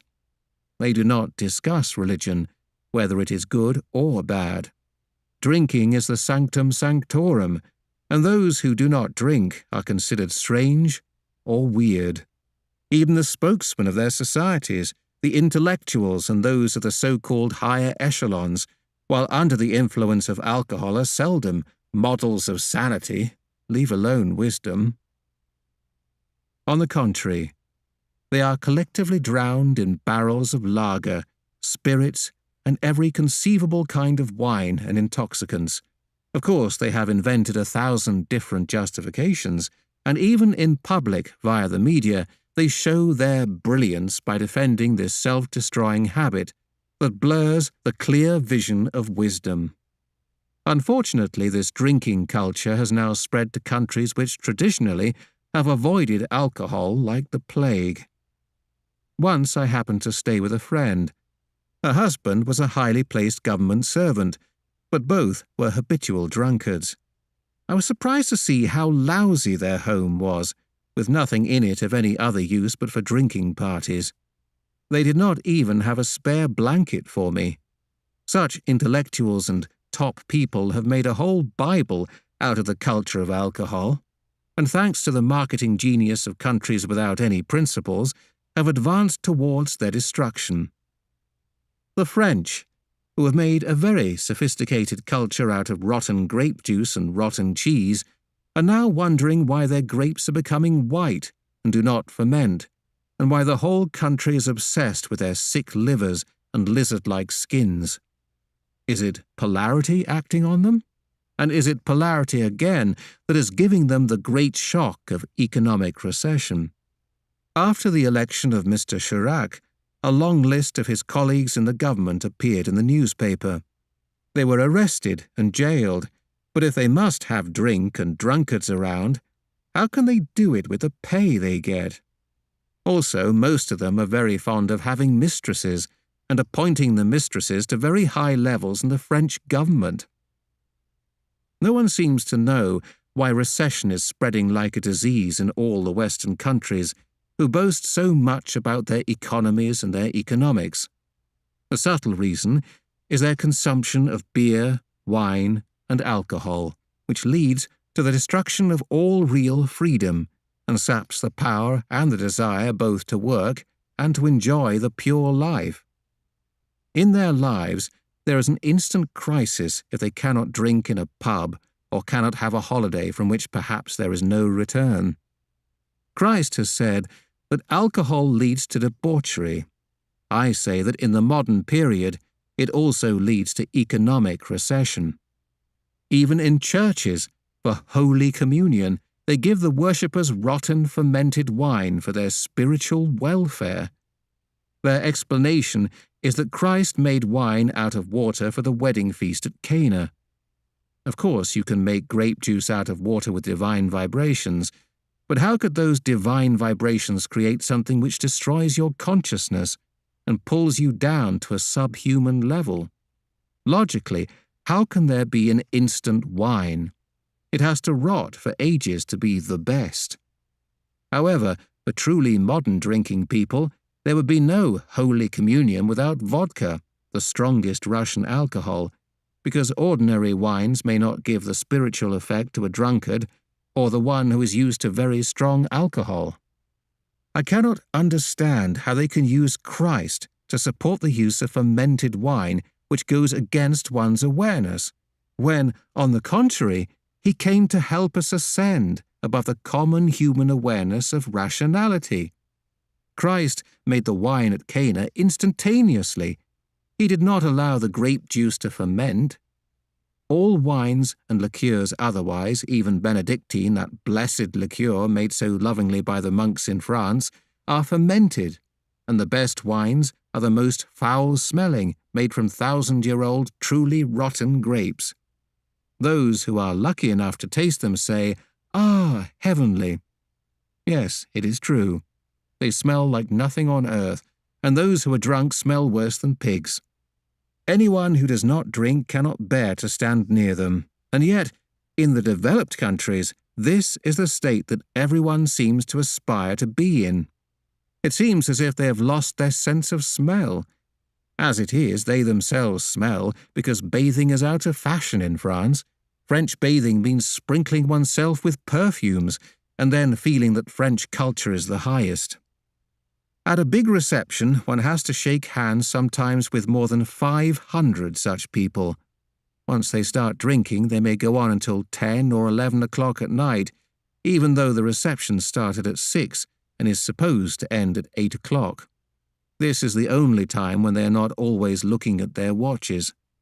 The problem is that when they eventually do have to leave, they insist on entertaining their poor host or hostess, who has been standing for hours with nothing to eat or drink, watching them slowly losing consciousness, by shaking hands, squeezing, pressing and twisting their hands until they feel quite numb and faint.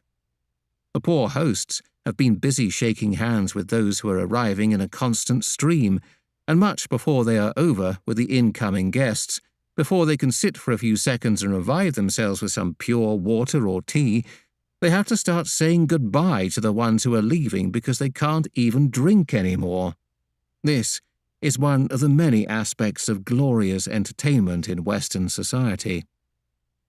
Of course, people rationalize this sort of crazy behavior by saying it is not a modern system at all, but a traditional one, and therefore it must be good.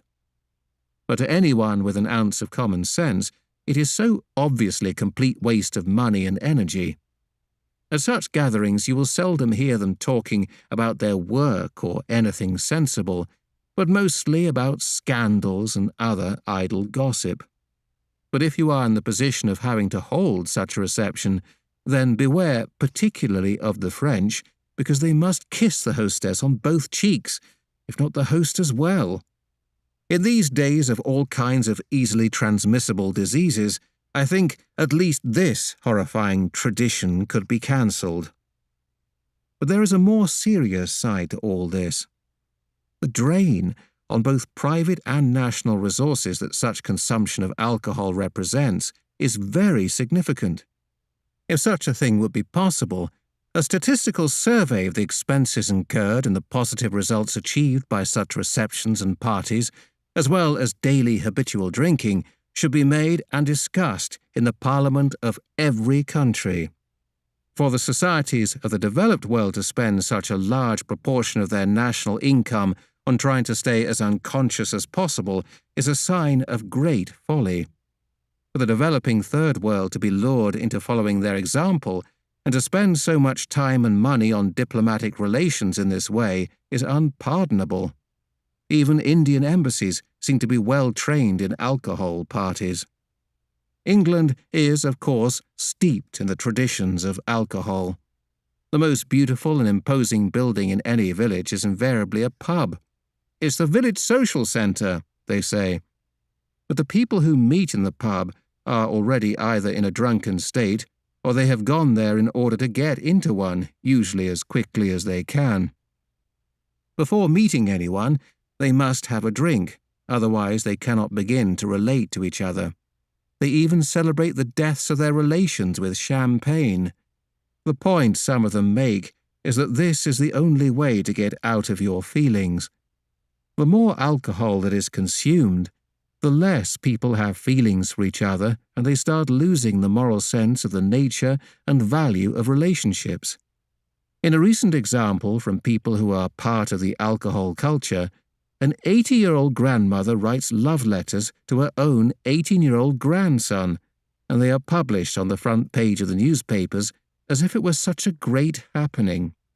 This sort of confusion about relationships is a direct result of alcohol, which manifests in the dulling of the moral sense by the constant intake of what is actually a poison, and which numbs and slowly destroys the moral, sublime human feelings towards each other.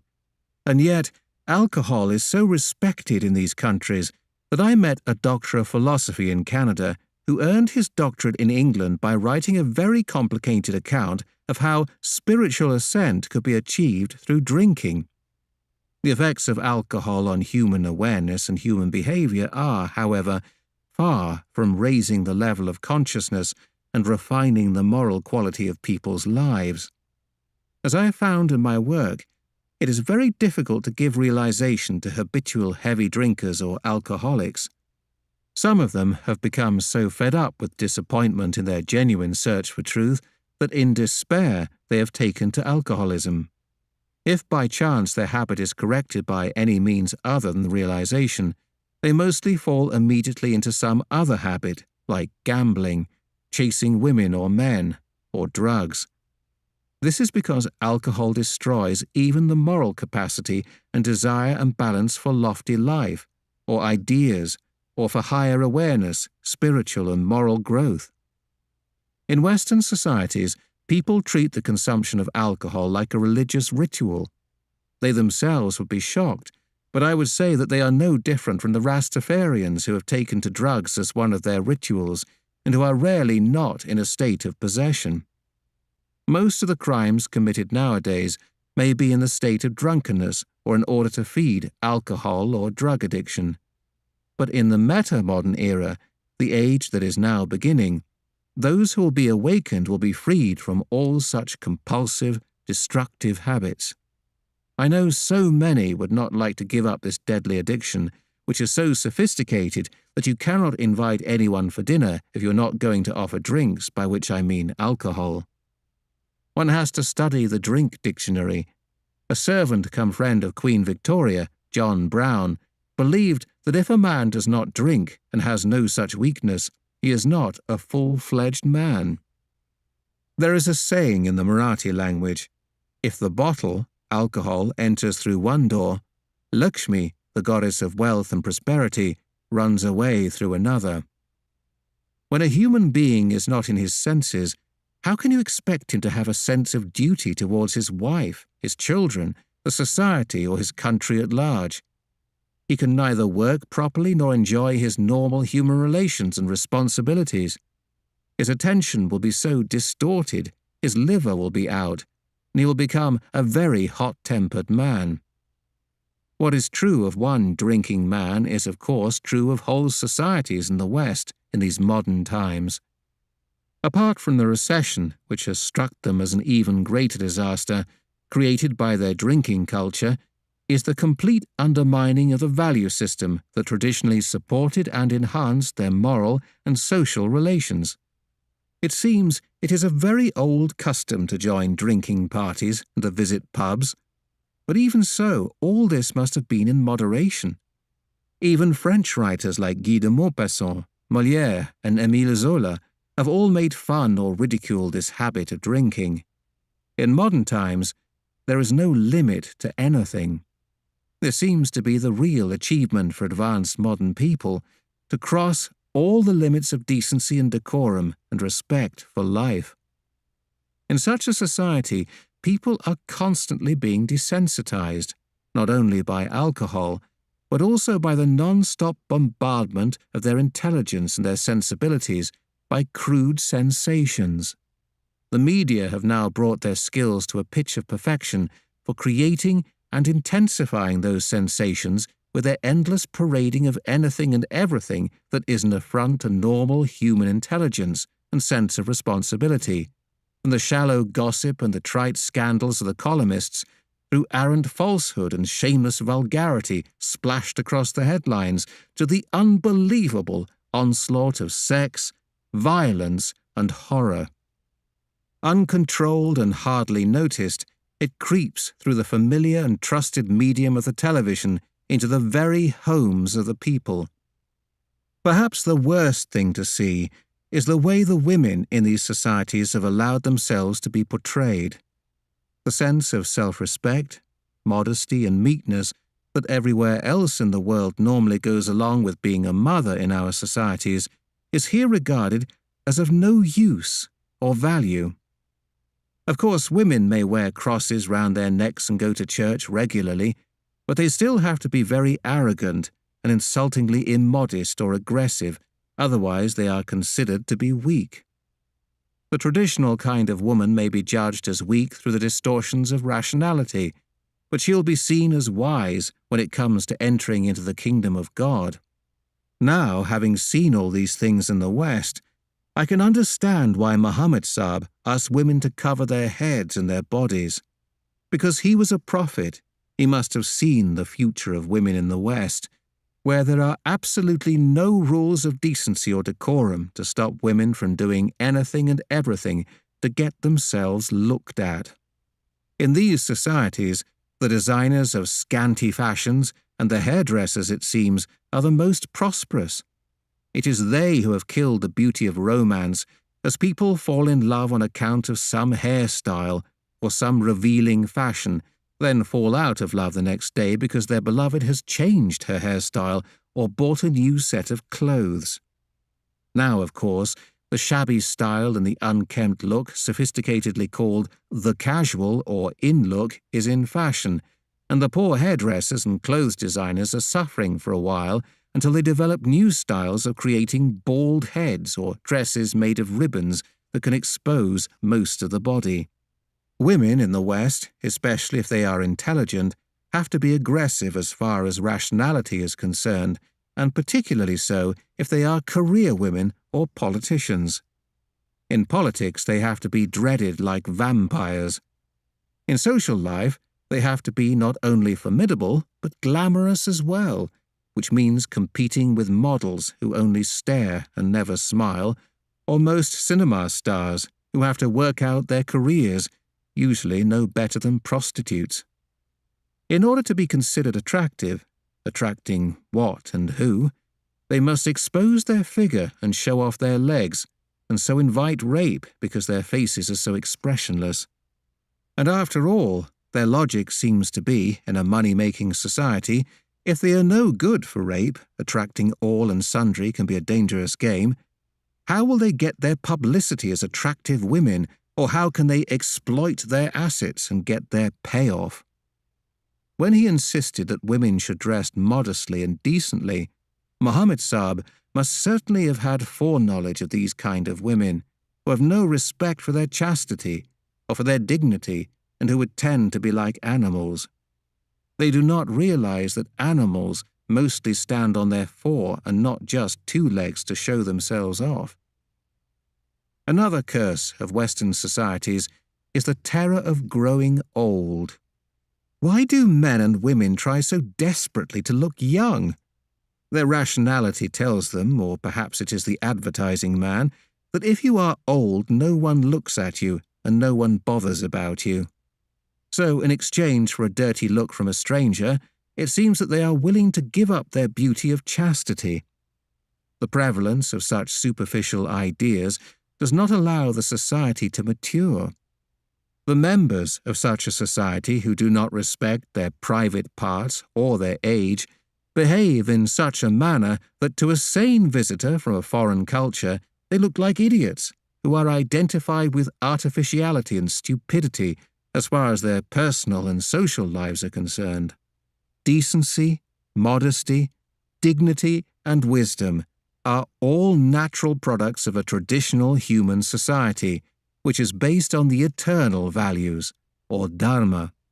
But in the West, such qualities are under attack and even despised because people no longer respect what is simple, natural, and normal. It is a symptom of the decline of the natural and innate and the corresponding triumph of artificiality that a substance like plastic has crept into all kinds of materials and into every aspect of Western society. Now, we know plastic is not something which helps to sustain a healthy life or existence.